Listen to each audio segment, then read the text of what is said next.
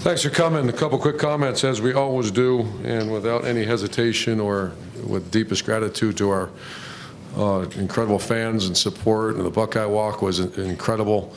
The Skull Session was incredible, and a lot of great places in college football, and this is a special place. A night game in a horseshoe. I remember our first one against Nebraska back in whenever that was, 2012, and this was a special night.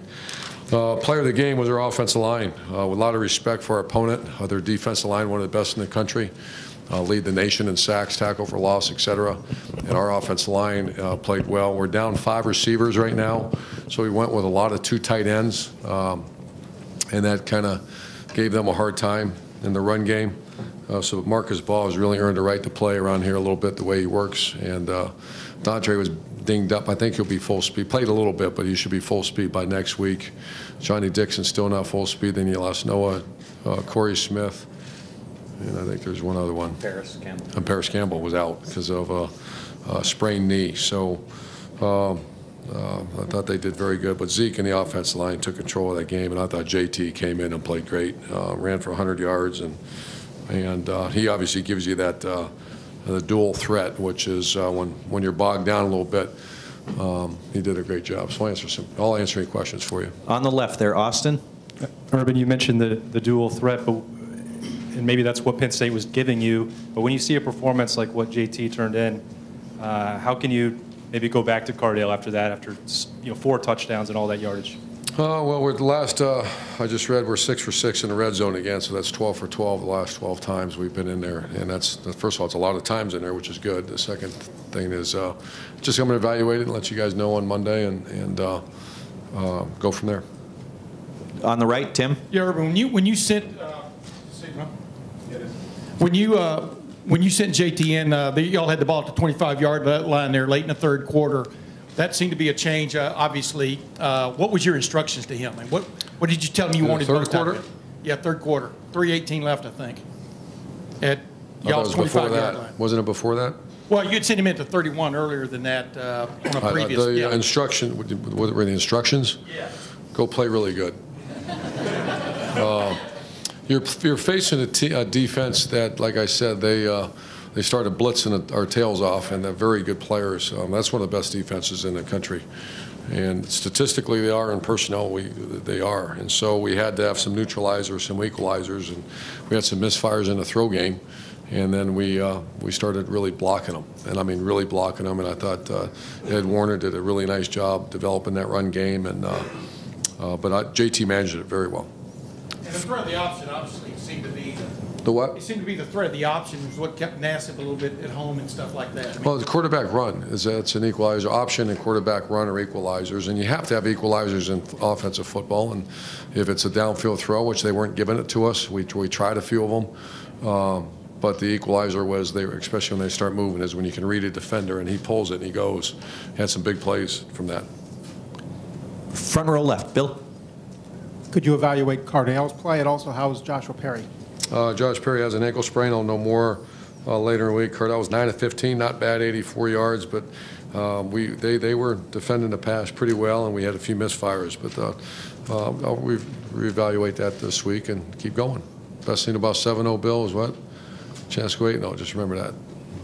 Far right over here, Jared. Urban, just a thought on your defensive line. They seem to take over the game at times, and Bosa being so active. And one other thing I wanted to ask you about was the targeting call. Did you get some clarity on what they saw there? I wonder if he's out for the first half of next week too. I don't know that. I'll find that out here soon. And I saw the video, and we don't teach tackling like that, and I think that's a tough penalty. And I saw the guy from up north got thrown out of the game, and it's tough, man. Especially when we're down. We were in kicking game.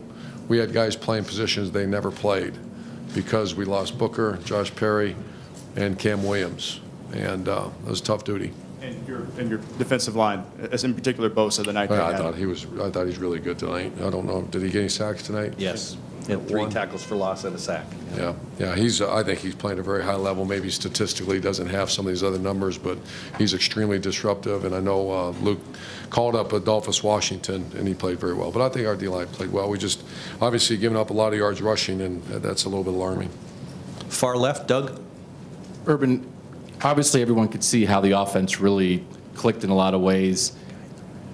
When you end the game, the fact that you ended the game with a different guy playing quarterback than the guy that started the game, like, do you care? Or is it just like whatever it takes to win? Or is there... Well, of course I care, but the job is to go win a game, and we won. We beat a very good team by 28 points. A very good win. Of course I care.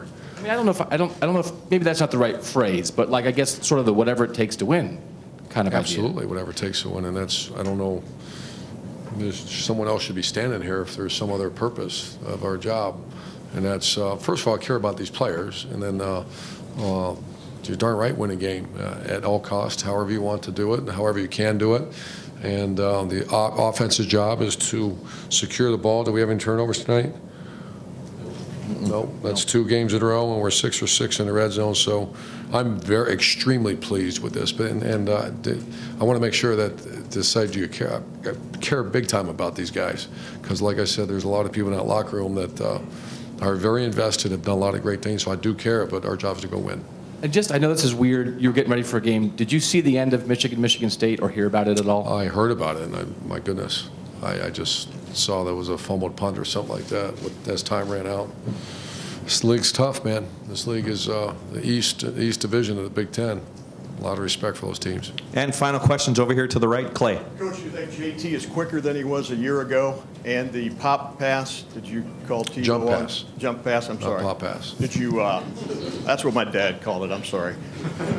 Was that did Tebow We've call, been wanting to do that for so long. And was that a Shelley or a Tebow call? that's between me and my wife. No, that was our offense staff been working on that for a while. JT's a very good manager. I'm glad to see Braxton get a part of it too. But that's because he's a run threat down there, and they bit pretty good. Great. Thank you very much. Thank you.